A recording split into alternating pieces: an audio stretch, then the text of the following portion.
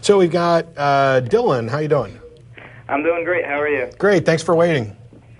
I was actually calling to say I love your show. I recently became atheist, and this is something that kind of helped move me in that direction. Well, that's great. Wonderful. Thank you. What were you before? I was raised Catholic, Roman Catholic, and for the past 2 years, up till about 2 weeks ago, I was a theistic satanist. And I would listen to all the arguments against the existence of God, and somehow in my mind kind of said, well, that works for God, but my beliefs are still valid because of the whole personal experience thing. Right. And eventually I just came to the realization that, I'm kind of making up logic to work for these beliefs, and the only thing I can know is of my own existence and how I should interact with the world. Yeah, it's, we talked before about personal experience. Of course, if God revealed himself to me privately at my home, I'm now justified in believing that God exists. But I'm also reasonably intelligent enough to understand that nobody else on the planet would be justified based on my experience.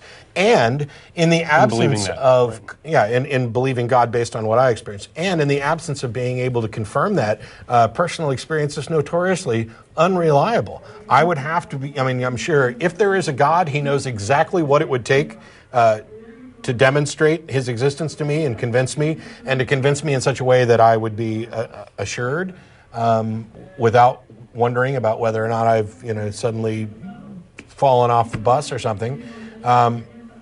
If there is a God, he'd know how to do that. And I would think, gosh, can we tell them to turn that down?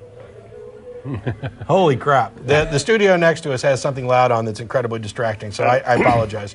But yeah, if one of the things that we've done is and that I did, because I felt that I had some personal experiences that perhaps justified my beliefs, and when reality did not line up with my experiences, I went back to review them. Well, what exactly did I experience? Whether it's we're all standing in church singing and you get the goosebumps and whatever, and you attribute that to the Holy Spirit. If in fact you actually look at what you experienced without necessarily attempting to behind it. Yeah, without assuming the cause, and investigate that experience, you find that, hey, guess what? I've had that same kind of experience at secular movies and secular concerts, and when somebody that I love tells me that they love me, that type of thing, they're not always the exact same experience, but they're often in the same realm. And it's important to note that what I used to attribute to some supernatural, unearthly cause, I can now attribute to naturalistic causes. Right. Or not give attribution at all. It's fine to say, I don't know why this is the way it is, or why I feel the way I do, or why I experienced it that way. And it would be wrong and intellectual suicide for me to assume or pretend that I did have an explanation, specifically if this led me to publicly affirm something that is false, because now I have publicly committed myself. And so I'm going to become more defensive.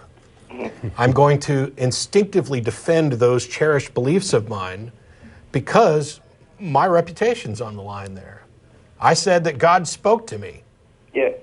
Really, I was sitting around thinking, and I got kind of this feeling that maybe this is the direction I had to go. And in order to make myself more comfortable with the decision that I'd come to, it was, God told me to do this. And now once I've said that, I've got to defend that. And that's why so many people, even though when you're discussing the ideas and not the individual, get defensive. Not just because they're core beliefs, but because they're invested in them personally. Right. And I've actually, one of the exact statements I read, I was on a satanic forum, and it was the modern Satanism, which was a more atheistic type.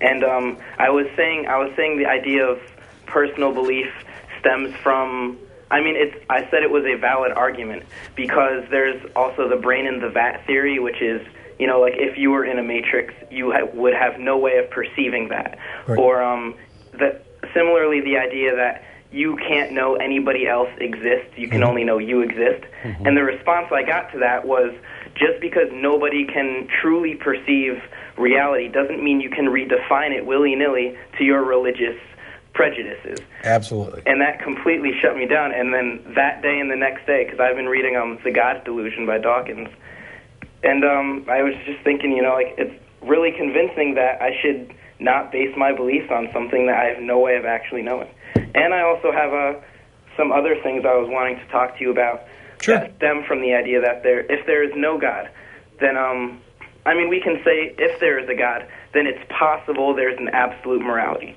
But if there's no God, then I'm arguing that there is no absolute morality, and further that there's no such thing as rights, that rights are kind of an illusion enacted by people's will and like how people generally want to be treated and whether or not they have the power. I think it all comes from power. I think the God issue is completely irrelevant because I have my perception of what is moral, and it doesn't matter to me if there is a God. If it turns out that this God in the Bible is actually real and I got to face him someday, then my first thing is, hey, wait a minute, is this book an accurate representation of your beliefs? Because if you believe slavery is wrong, then we got a problem because I think you're an immoral ass. And so it doesn't matter whether there's a God as to whether or not there's that is nothing more than might makes right. Of I made the rules and I'm going to enforce them, and my response is okay. I can't stop you from squashing me like a bug, but that doesn't make you morally right, and it doesn't make you morally superior. And if you do decide to squash me like a bug, well, I'll die with the confidence of knowing that I wasn't a prick like you. Now, this issue of I guess that's your answer to Pascal's wager. Yeah, if this issue of whether or not you there can be or whether or not rights exist, of course not. It's a construct. We grant people rights. It's not like there's some universal constant that is rights equals blah blah blah. But it doesn't matter. It doesn't matter that they're constructs. It doesn't matter that everything that we know, everything that we've ever experienced. Taking a tip from Carl Sagan about us all being on this tiny, insignificant blue dot in the cosmic sense, and yet that blue dot contains every person who's currently alive and every person who's ever lived, every song that's ever been written, every book that's ever been written, every thought that's ever been thought, as far as we know, everything that is within our entire experience. Every idea and moral value, every concept of rights, every concept of the universe that around us that we are aware of that represents humanity, it all comes from there. It doesn't matter that it came from us. It doesn't make it any less significant. I'd argue it makes it more significant. It's more special anyway. It's certainly more significant to us. There you go. Wow, that's pretty cool. Cool. Well, thanks a lot, Dylan. Sure. Have a great time, and I love the show. Keep doing it. And I wish I lived in Austin. I'd try and, apply to be on the show as a host or something. Okie doke. Well, if you ever make it down to Austin, let us know. All right. Thanks, sir. Thank you.